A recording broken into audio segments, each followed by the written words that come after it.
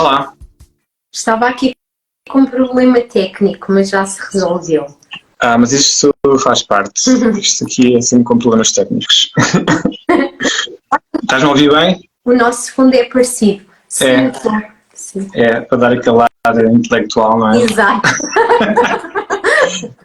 Que eu leio muitos livros. É isso mesmo. Exato. Era isso ou os vibradores, mas pronto. Mas o vibrador estava muito nas vistas. Exato. No... Olha, Jana, antes de mais, muito obrigado por teres aceito este convite. É sempre um prazer falar contigo. Já falámos algumas vezes e pronto, isso, desde que te conheço, que gostava de poder também dar-te a conhecer, dar a conhecer o teu trabalho, apesar de não ser especificamente na área do erotismo, mas tu tens uma visão muito interessante sobre a literatura e sobre também como constróis os teus livros e o último livro que eu li pelo teu, foi o último, foi o primeiro, levou-me assim um bocado também nessa interpretação de como é que algo pode ser erótico sem ser necessariamente explícito, não é? E por isso ia-te pedir para te apresentares primeiro e depois para falares um bocadinho desse livro.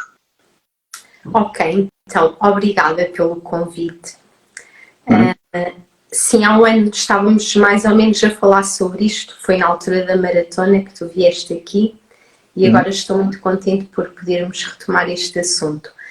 Falar de mim é sempre um bocado chato falarmos de nós próprios, mas pronto, sou a Joana, escrevo, faço várias coisas relacionadas com o universo criativo e sobre o meu também pintas, não é? Sim, pinto, também tenho estado a experimentar fazer assim uns trabalhos a nível de escultura. Exato. E escrevo, essencialmente escrevo. As artes plásticas aparecem um bocadinho mais como um complemento, quando eu preciso de parar um bocado o processo de escrita, recorro mais à parte da componente plástica da criação, meter as mãos na massa e nas tintas. O processo da escrita é mais interior, acontece mais por dentro e as artes plásticas permitem exteriorizar mais na matéria, vá por assim dizer, as ideias. Sobre o meu livro, então, é A Chama de Adrião Blávio. Não sei se consegue ver mais ou menos. Começa ao contrário, mas sim. Começa ao contrário, pronto. Yeah. Mas é A Chama de Adrião Blávio e, muito resumidamente, esta história passa-se num hospital.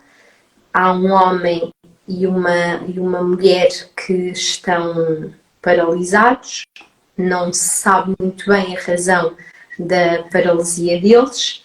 Aquilo que nós sabemos desta história é a partir da mente da personagem principal, que é o Adrião. Portanto, há sempre aquela questão se podemos confiar ou não naquilo que nos está a ser dito, porque estamos só a ver um ponto da história. E o que é que acontece? Esta personagem, o Adrião Blávio, começa a conectar-se, por assim dizer, por via telepática com uma das pacientes que se encontra com a mesma patologia. Consiste em não se conseguir mexer, não conseguir comunicar e estar dentro de si mesmo.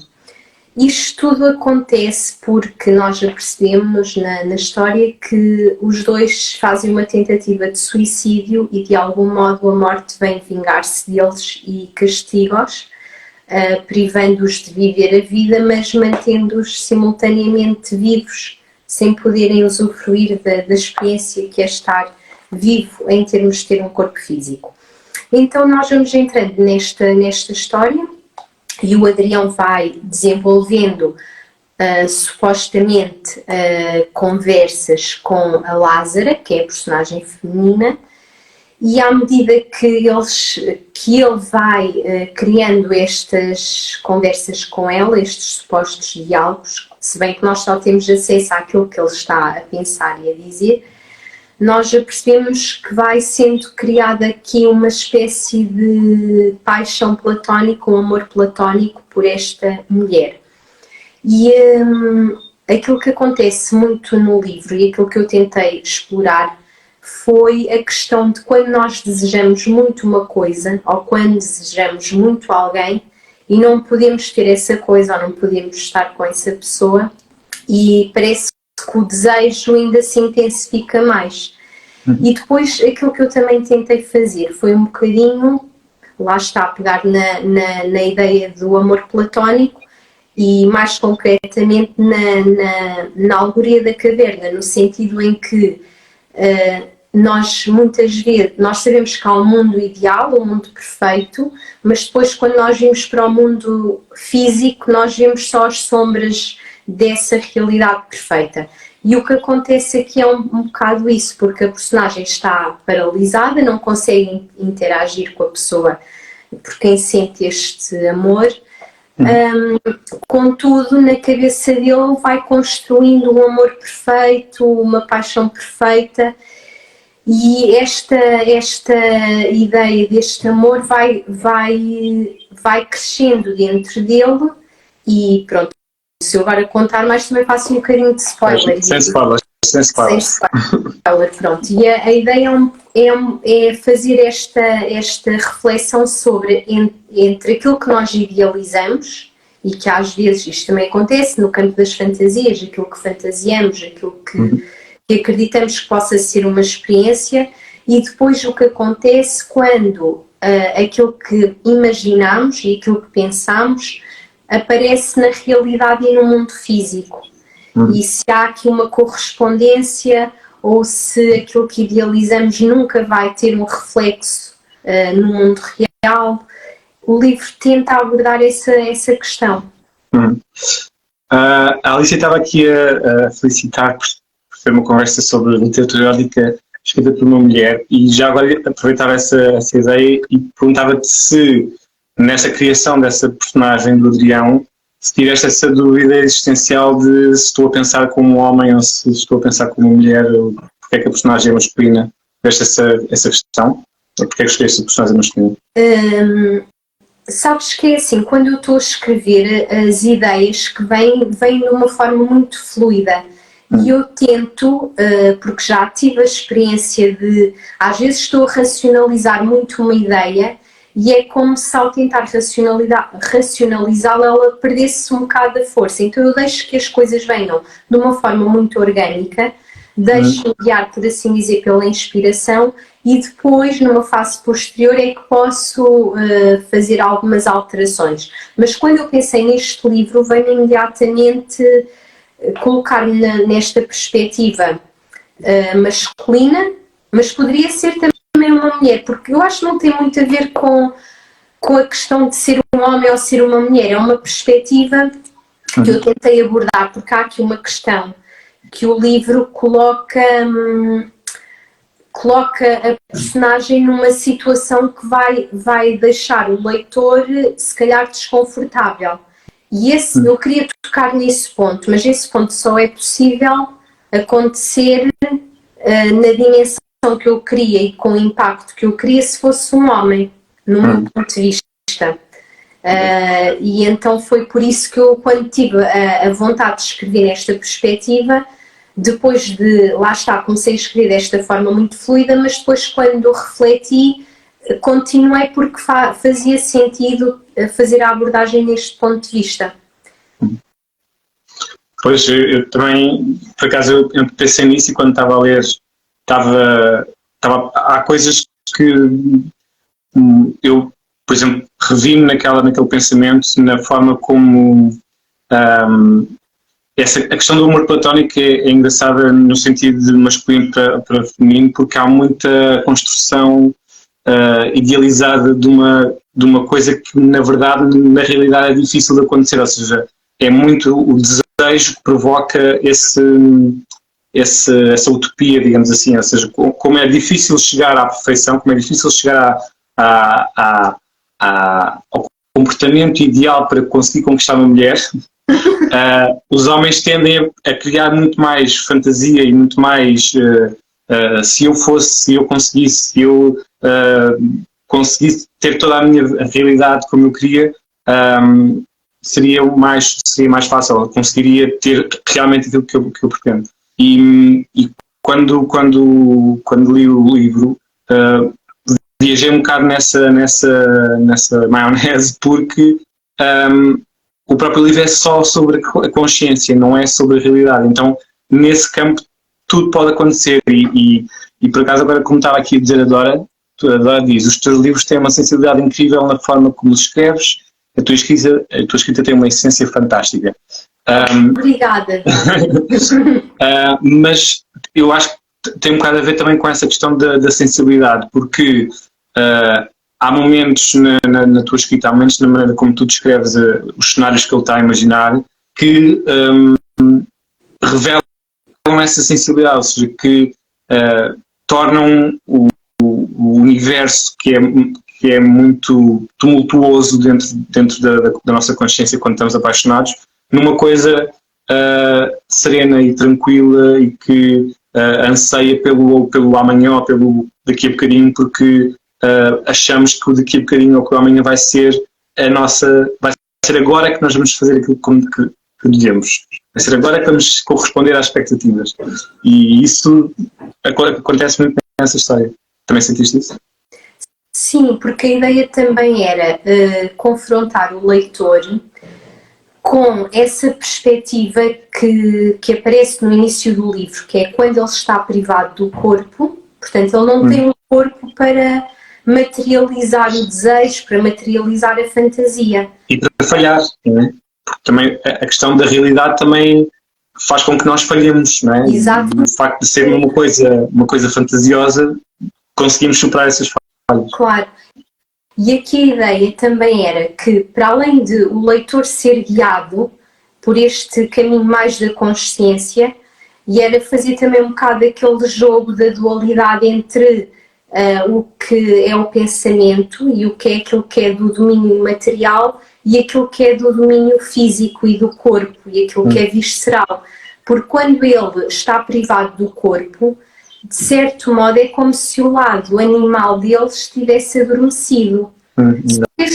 Não é? Ele não podia materializar o desejo dele porque por isso simplesmente ele não tinha domínio sobre o corpo. A partir do momento em que o corpo entra em cena, não é? Vemos aqui um jogo entre o que é que vence no final. É a consciência, é aquele padrão elevado, é aquela visão que ele tinha sobre o amor, ou é o nosso lado animalesco, aquela parte selvagem de nós, os nossos instintos, aquilo que é mais primitivo em nós.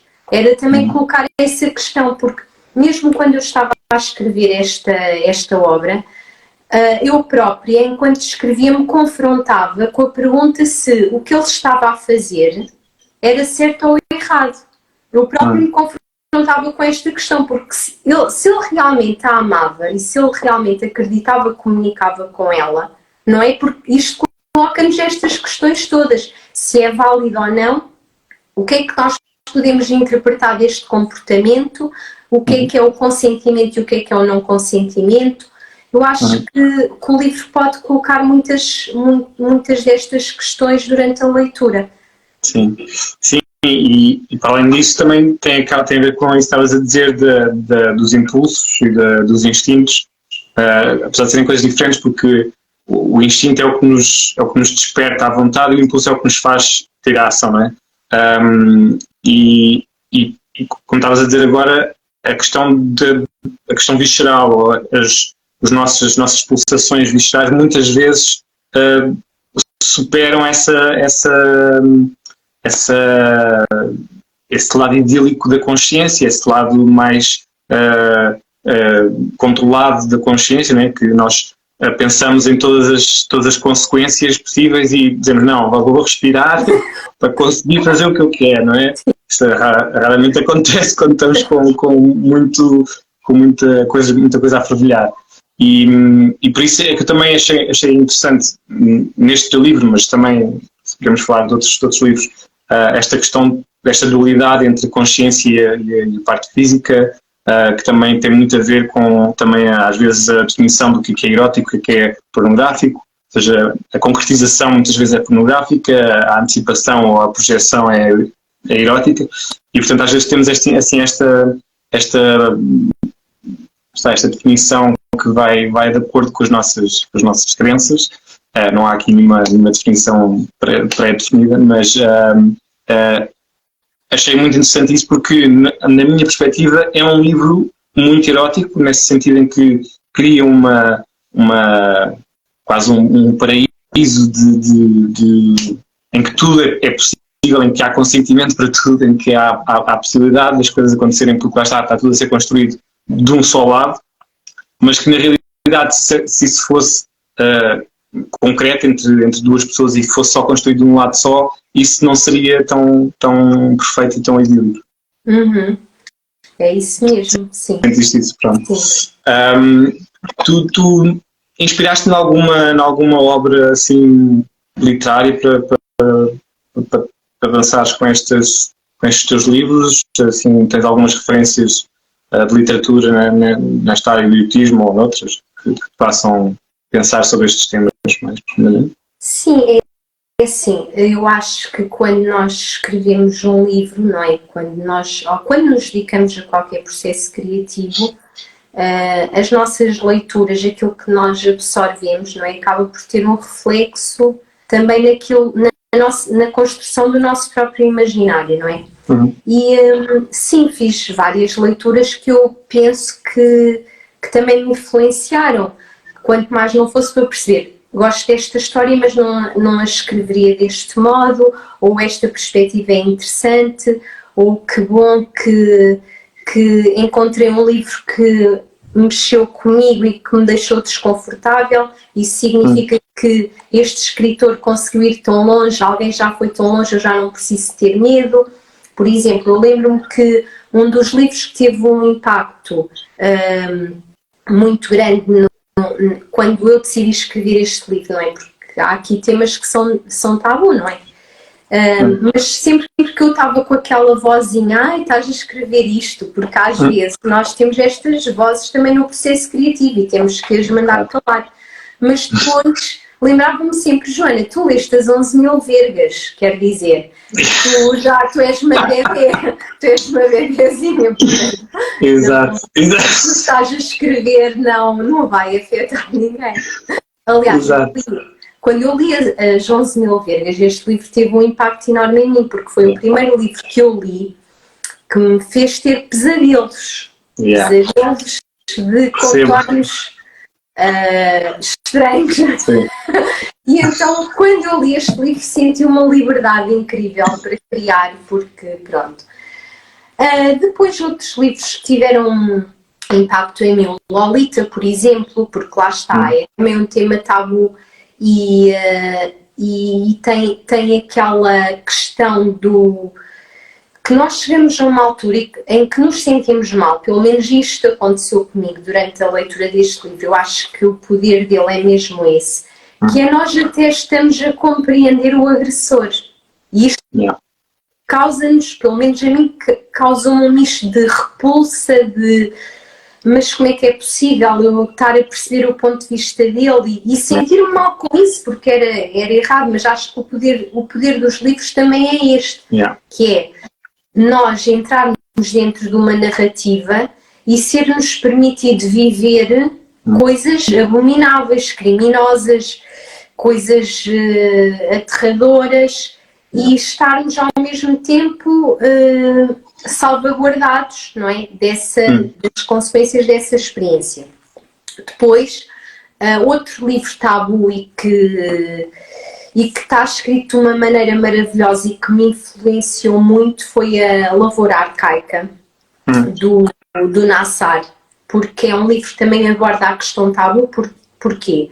Porque é um irmão que está perdidamente apaixonado pela irmã. Então há aqui a questão do incesto e há também muito esta perspectiva da fantasia.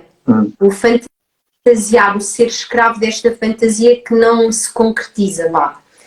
Depois também, por exemplo, recordo-me da sensação que eu li com A Casa das Belas Adormecidas, por exemplo, também vai jogar aqui um bocadinho com a personagem do Adrião, não é? Que é o ter o corpo, mas o corpo não está propriamente, não tem o papel primordial no ato erótico.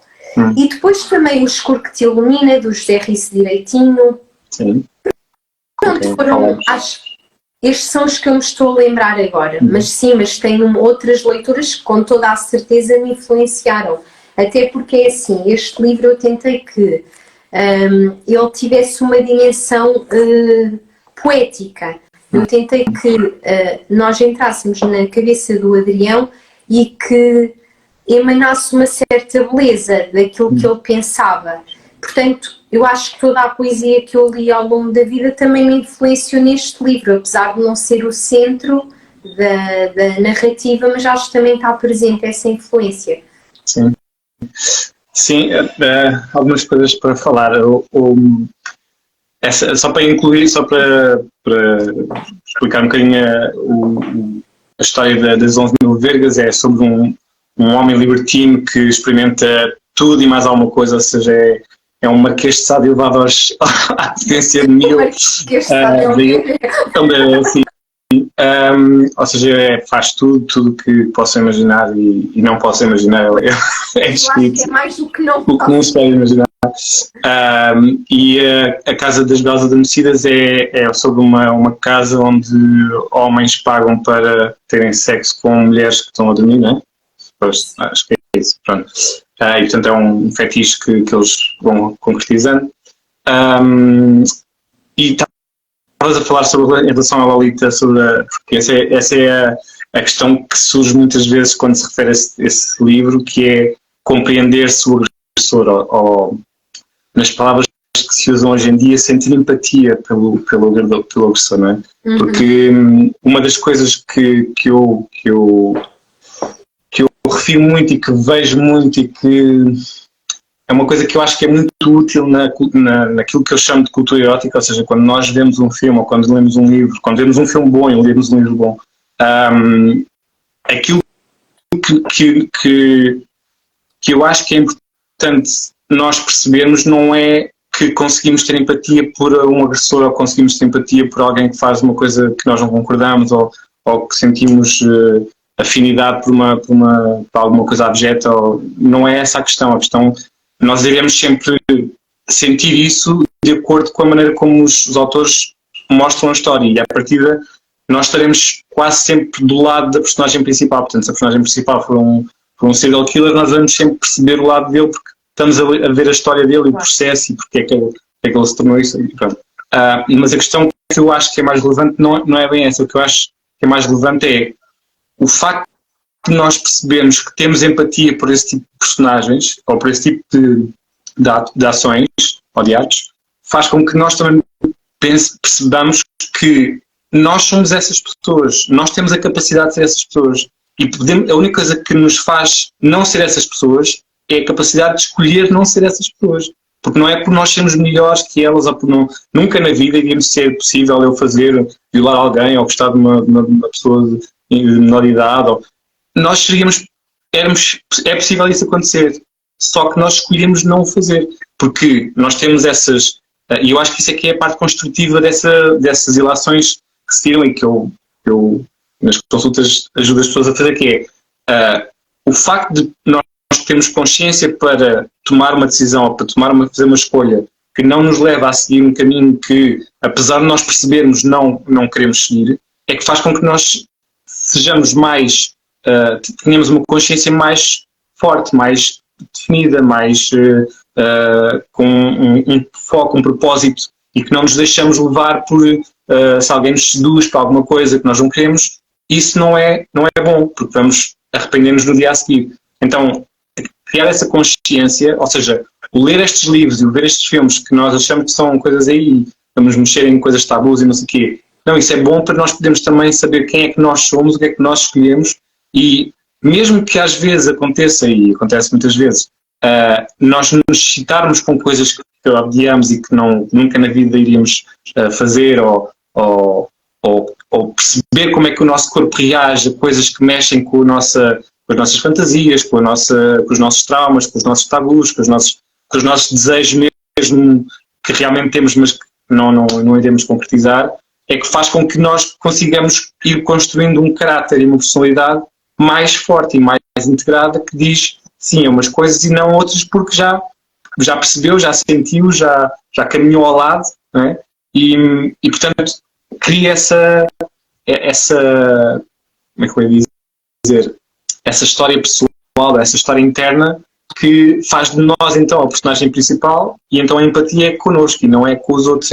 Nós sabemos o nosso valor, ou temos empatia para connosco, porque já nos julgámos com o livro da Lolita, já nos julgámos com o livro das 11 Noruegas, já nos julgámos com o Sartre, e percebemos o quanto nós temos aquilo tudo em nós, e só por alguma decisão ou alguma capacidade de nos compreender e de perceber o que é melhor para nós, é que nós não somos aquelas pessoas. Achas isso também? Ou como é que joga contigo essa visão desse lado de sentir empatia por coisas que tu não concordas?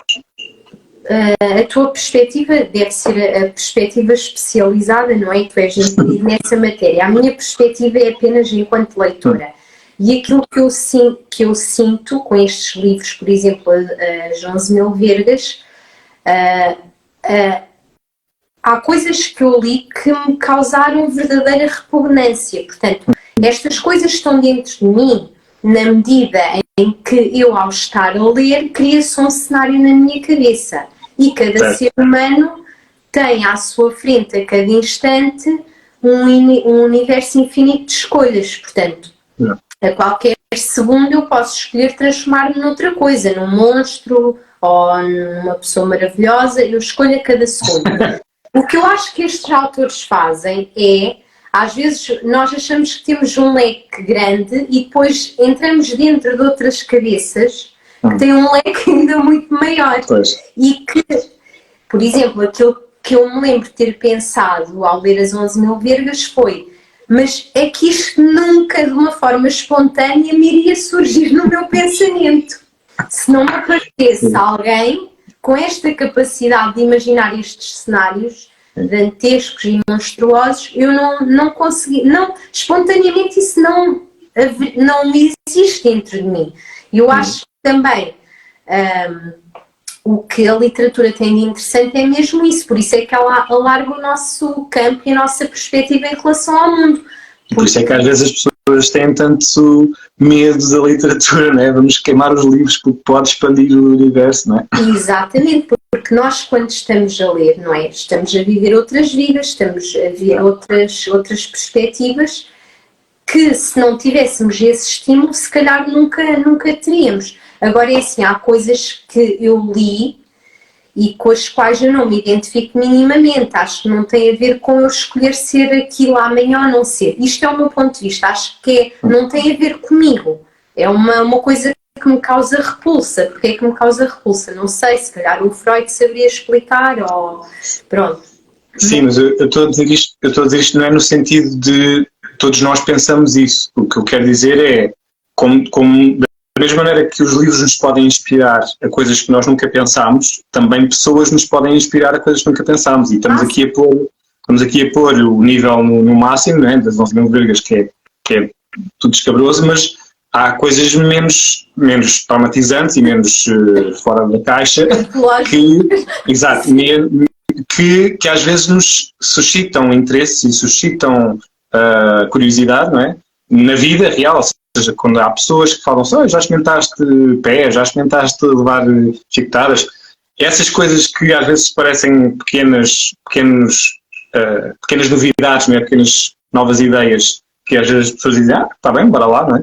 Porque alguém as convenceu. Nesse caso, ou melhor, o que eu quero dizer é, o nível, a linha, é até onde é que isso passa a ser uma coisa muito descabida ou é uma coisa apenas só de experimentação. Ou seja, da mesma maneira que a Lolita pode parecer muito descabida porque a miúda tem 14 anos e o homem tem 30 e tal, ou 40, uma miúda de 16 pode já não parecer tão descabida a uma pessoa de 20 e tal, percebes? Portanto, há aqui, o que eu quero dizer é, não é necessariamente, as ideias não estão dentro de nós, a vida é que pode nos levar a pensar sobre estas coisas, e os livros, os filmes, ajudam a ter essa barreira, ou essa, como é que eu ia dizer, esse nível de experimentação apenas psicológico, quase, em que, e se eu estivesse nesta situação, e se alguém me propusesse isto, e se eu tivesse esta paixão agora de repente por esta situação, uma coisa que eu nunca pensei.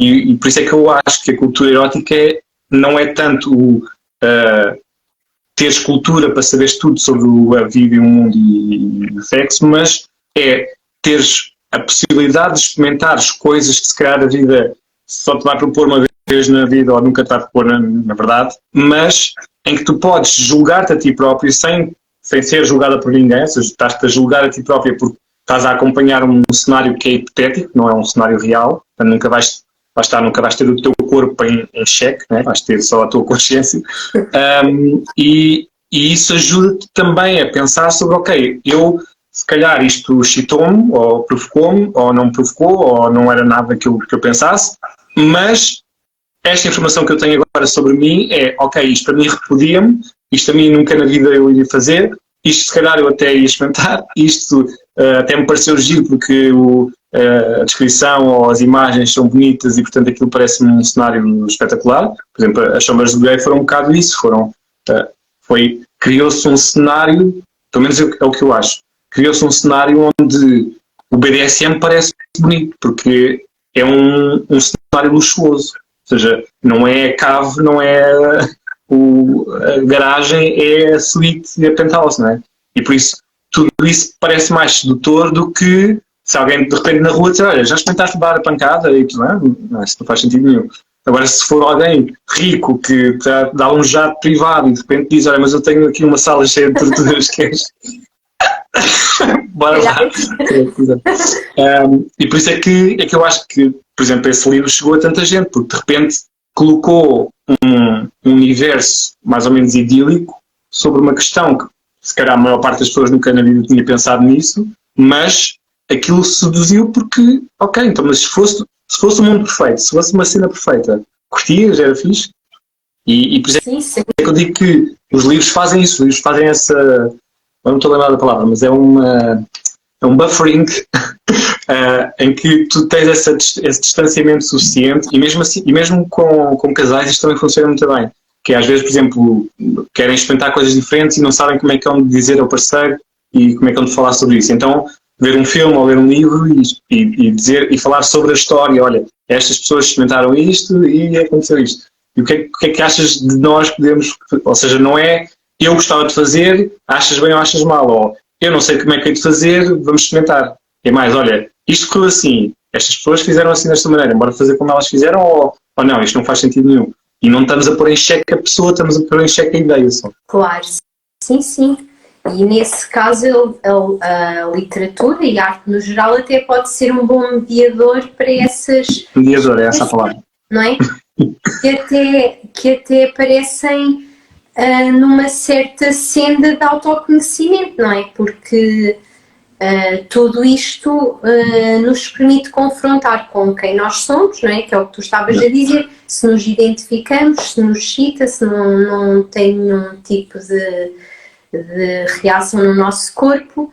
E eu acho que até esse nível é uma experiência interessante, que é nós podermos conhecer-nos a nós próprios através de outras cabeças e de outras pessoas criativas. E assim, em termos de temas que tu gostarias de abordar na tua escrita, o que é que achas que poderia ser uma coisa que poderias abordar também nesta área? Acho que uma história mais biográfica ou mais inspirada em fantasias, ou o que é que achas que seria mais interessante? O que é que achas que é mais interessante de explorar? mas na literatura erótica? Sim, na tua criação, no teu ato criativo, tu inspiras-te em coisas que se passam contigo ou é só jogares com ideias? É sim, uma coisa que acontece muito comigo, em todas as áreas que eu gosto de me expressar em termos artísticos e criativos, aquilo que eu apercebo é que muitas vezes o ponto de partida é alguma coisa emocional ou é um desconforto. Há uma coisa que eu sinto ou alguma experiência que eu tenho que me desencadeia uma sensação que me tira do meu equilíbrio, por assim dizer, e que eu tenho uma necessidade de processar.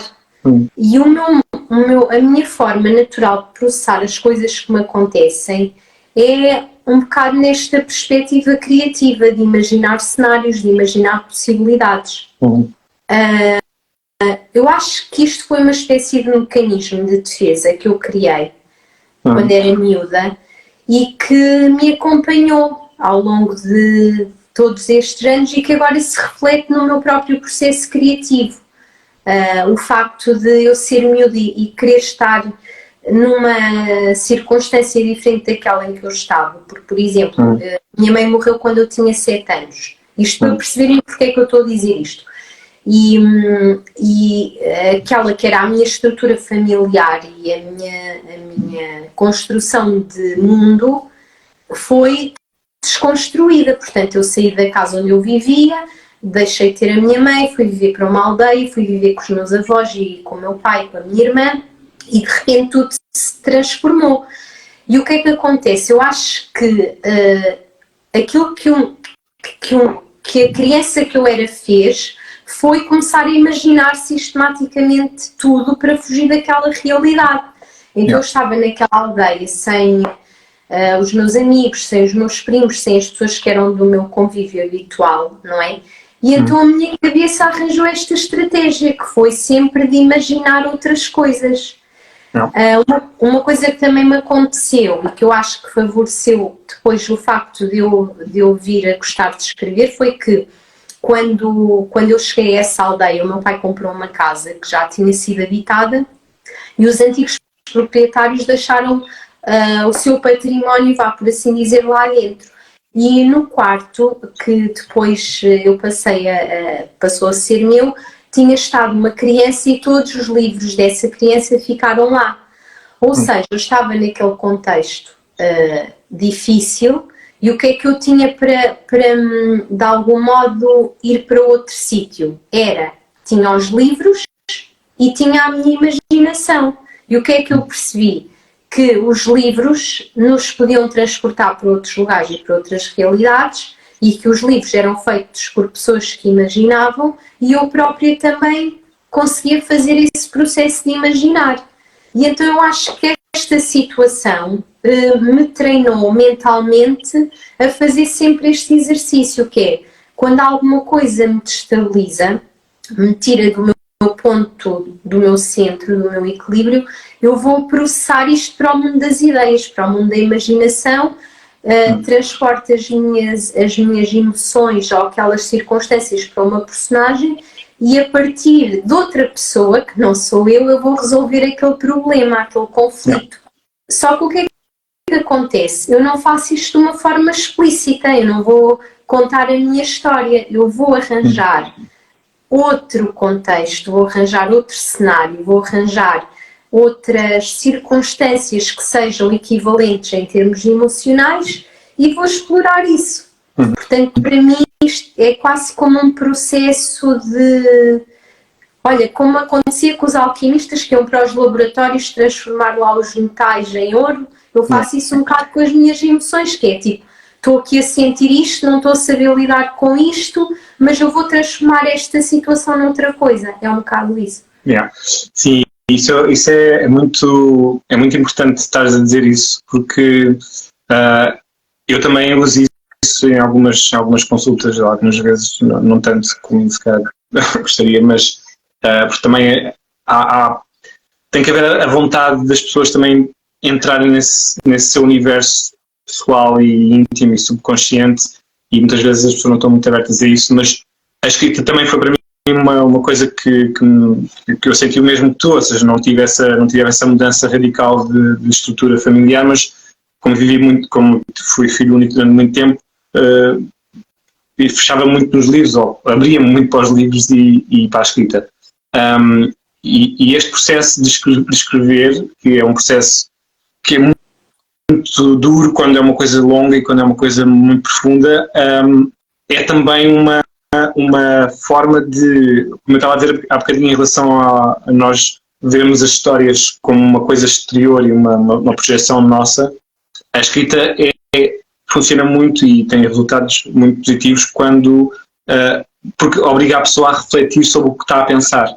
Porque uma coisa é os nossos pensamentos estarem dentro de nós, outra coisa é os pensamentos estarem à nossa frente e tomarem forma, e nós estamos a querer, e nós estamos a tentar construir alguma coisa que seja compreensível, porque uma coisa é estarmos com os pensamentos todos a sobrecarregar a nossa cabeça e às vezes não conseguimos parar para os organizar, outra coisa é pô-los em papel e às vezes só mesmo por tópicos perceber as ideias e desconstruir e poder desconstruir as ideias. E por isso o que estavas a dizer é muito importante. Eu sei que é um processo que acontece muito nos escritores, porque ajuda quando se está a criar um contexto e quando se está a criar uma narrativa, ajuda quanto mais informação se tiver e quanto mais complexo for o tema, mais dá para desenvolver, portanto mais tem que se escrever, mas estou a repor isto, estou a transpor isso a nível da consulta e para a parte em que eu uso também a cultura como terapia ou como utensílio para ajudar as pessoas a descobrir-se a si próprias. Esse processo de escrever é muito relevante porque, exatamente por aquilo que eu estava a dizer, que é organiza-nos as ideias, traz as ideias cá para fora, dá-nos distanciamento em relação àquilo que nós estamos a sentir, e, portanto, já é uma interpretação dos nossos sentimentos, já não é só os sentimentos a borbulhar, estamos a tentar construir qualquer coisa, e por isso eu acho que é muito importante o que você está a dizer.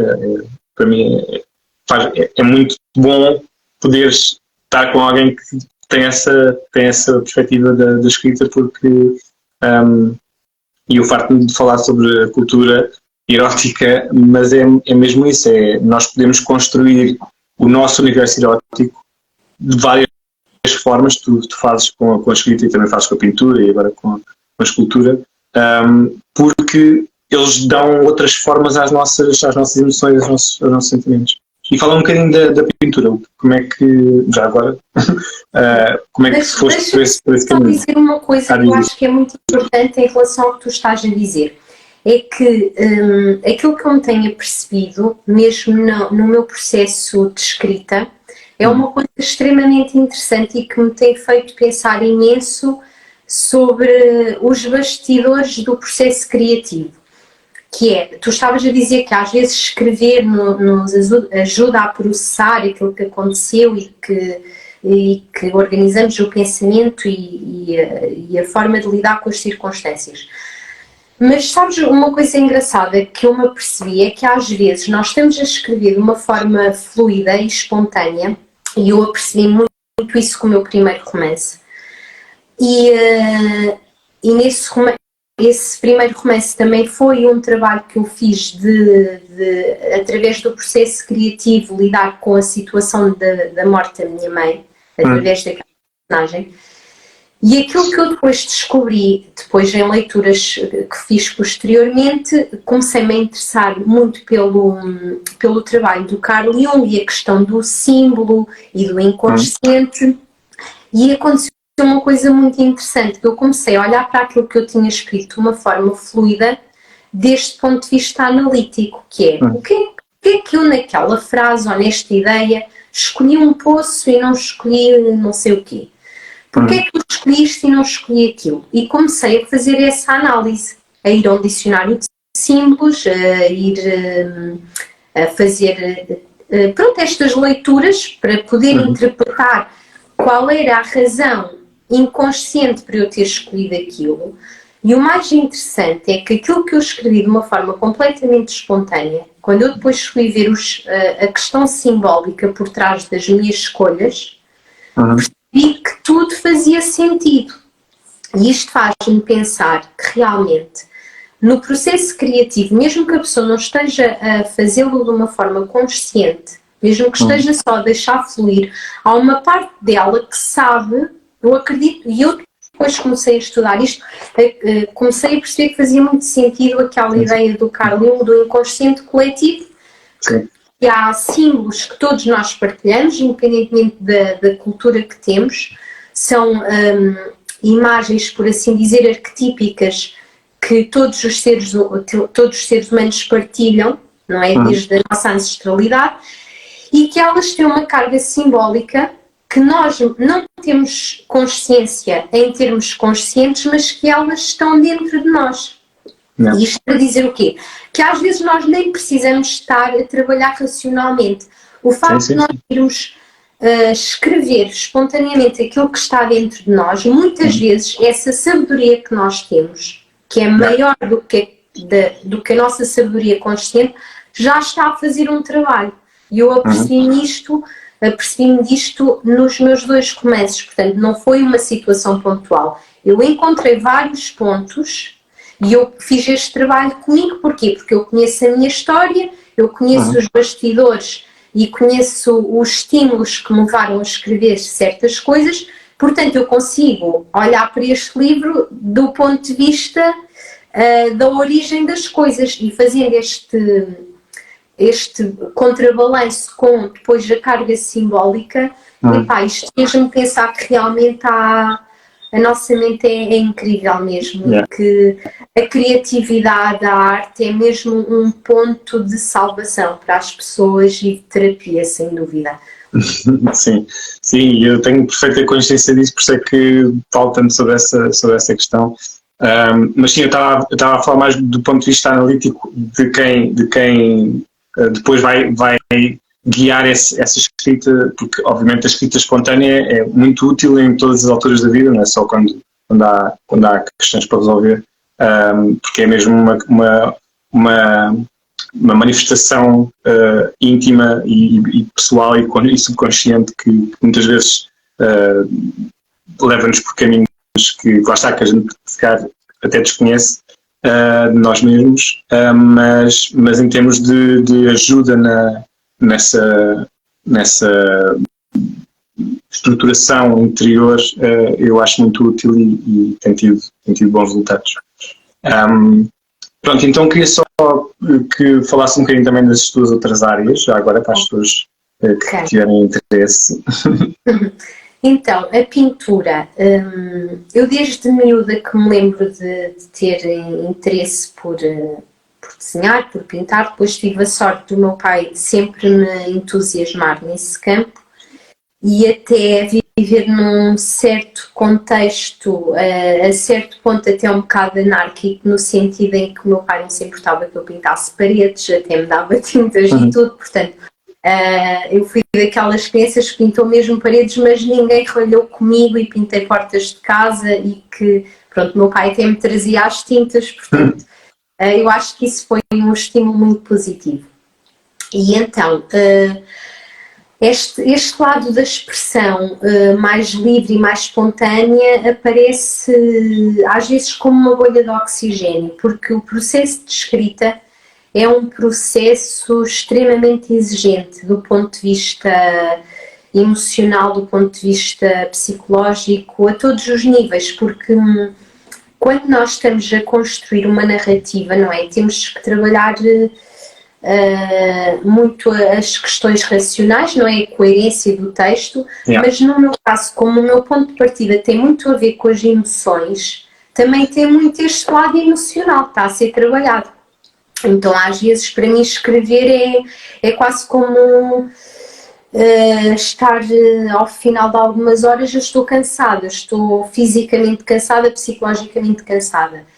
E depois a parte mais plástica da criação permite-me libertar um bocado desse peso e conseguir também libertar-me em termos criativos, que isso é uma coisa que tem que estar muito presente na minha vida. Eu tenho uma necessidade física, biológica, de fazer coisas criativas. Eu tive, há uns tempos, estive com muito trabalho que não estava tão relacionado com esta parte criativa, era trabalho que eu tinha que fazer, e eu senti mesmo o meu corpo a reagir à falta do tempo que eu tinha para me libertar em termos criativos. Eu preciso ter tempo para pintar, eu preciso ter tempo para escrever, eu preciso ter tempo para mexer em terra, eu preciso dessas coisas. Isso equilibra-me.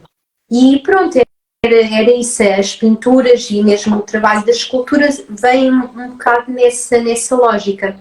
Eu acho que um ponto em comum que vem que eu acho que é transversal a tudo, à literatura, à arte, até ao erotismo. O ponto de partida de todas as criações é o desejo. Há um desejo. O desejo de estar com o outro, o desejo de criar alguma coisa. O desejo é aquele impulso primário, ou não sei se esta é a palavra certa, mas é aquele clique que acontece e que desencadeia depois o resto.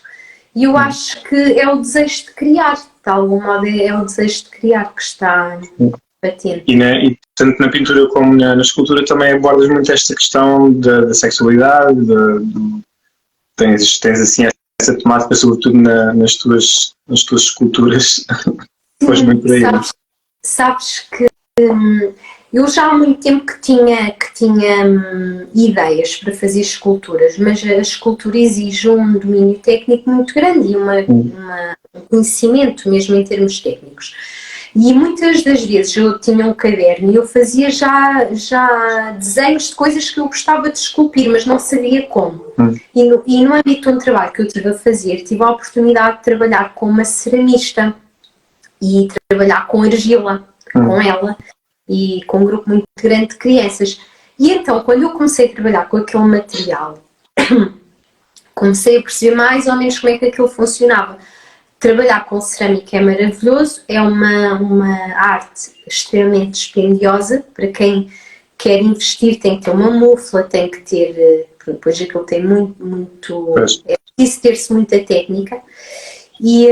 Mas, entretanto, nesse processo de trabalhar com a cerâmica e ver como é que era, por causa do trabalho, até vos posso dizer, da Iola Val, se quiserem seguir a página dela, ela é uma artista extraordinária, comecei a explorar outros materiais que não necessitavam de cozedura, portanto não necessitavam de mufla. Eu era inexperiente nesse campo, não fazia sentido investir logo numa mufla, e comecei por trabalhar com materiais de secagem ao ar livre.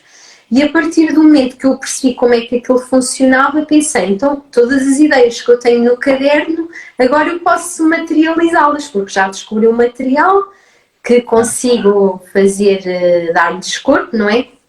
E pronto, e tem sido assim. Muito bem.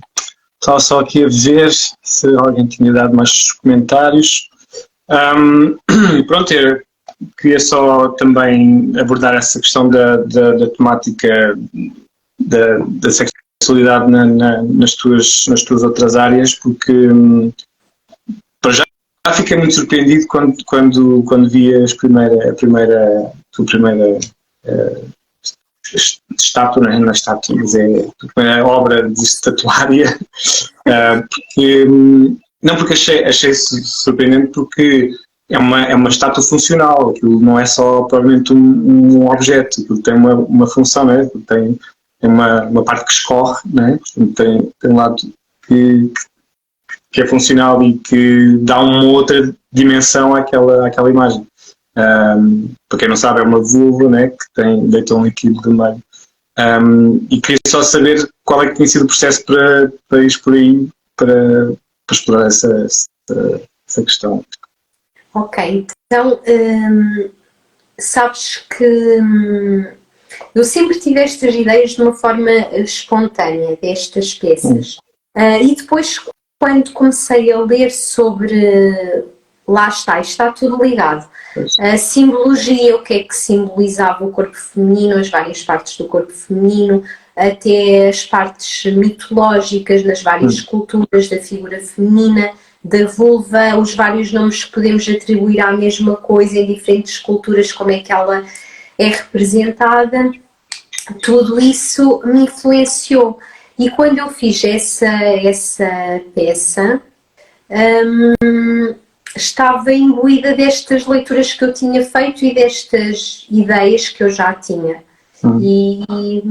E pronto, e como o feedback também foi muito positivo, pensei, olha, vou continuar. Depois tive que parar, estava muito absorvida por outros projetos, mas agora quero retomar. Mas depois fizeste outra escultura também. Fiz muitas. Já fizeste muitas? Eu tenho a minha casa cheia de vulvas. Está bem, mas eu tenho a casa com mais vulvas aqui na região. E então, e o que é que se pode esperar de ti agora no futuro? Tens mais alguma coisa planeada? Agora estou a trabalhar numa peça de teatro, estou muito empolgada com este trabalho que estou a fazer, estou muito inspirada. Estou também a trabalhar num texto que foi fruto de uma residência literária que fiz este ano. Fui convidada para ir para Fátima. Tinha uma ideia que eu acho que é que toda a gente tem daquela componente religiosa e eu aceitei o convite justamente porque era mostrar outro lado, outra perspectiva. E então estou a trabalhar numa obra sobre essa experiência, o que é que foi estar uma semana naquele sítio que eu pensava que era só basicamente o santuário e não é, Fátima é muito mais do que isso. E tenho estado também a trabalhar noutras ideias que ainda estão assim embrionárias, mas que eu espero ter energia para que elas cresçam e nasçam em breve. Vais ter. Se já ajuda disso. Então, olha, Joana, muito obrigado por esta conversa, foi incrível, foi mesmo muito interessante. Convido todas as pessoas a seguirem o teu trabalho e a verem se conseguem comprar o teu livro. E pronto, e mais uma vez obrigado. Não sei se queres acrescentar mais alguma coisa antes de a gente se despedir. Sim, quero dizer obrigada, quero dar-te os parabéns pelo teu trabalho nesta área da sexualidade, acho que é um trabalho muito importante e dizer para continuares, que acho que é muito importante falarmos sobre isto e percebermos que tudo está ligado, não é? Que umas áreas contribuem com outras e que todos podemos crescer com estas diferentes perspectivas e abordagens. Pois, por isso é que para mim faz muito sentido falar sobre erotismo mais do que sexualidade, porque tem mesmo a ver com outras questões que não tem só a ver com a parte sexual e genital, é mesmo a ver com consciência, psicologia, simbologia,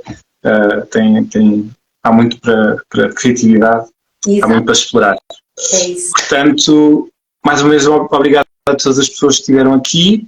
Para a semana teremos outros convidados. E não se esqueçam que só é sensual se for consensual. Até à próxima. Tchau, tchau.